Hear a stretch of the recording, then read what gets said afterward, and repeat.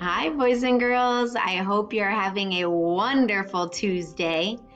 Today, your job is to find one container that you can use for today and tomorrow. When you use this container today, you're going to focus on finding 3 things that hold less than it. So the capacity is smaller. And then tomorrow, you're going to have to find 3 things that hold more, so the capacity is bigger.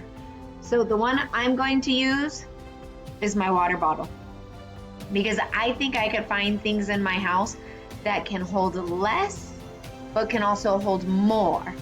It doesn't always have to be a cup.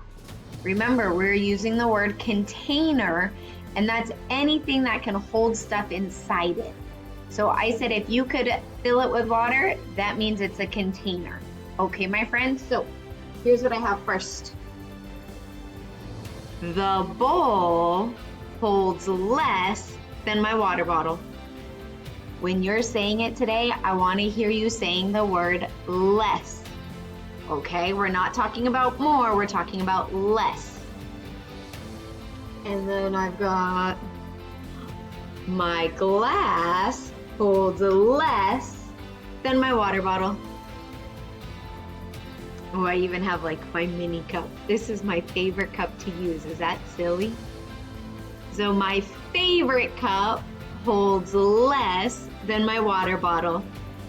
And even just to do something that's kind of a little bit different, I grabbed a can of beans. Because which one holds less?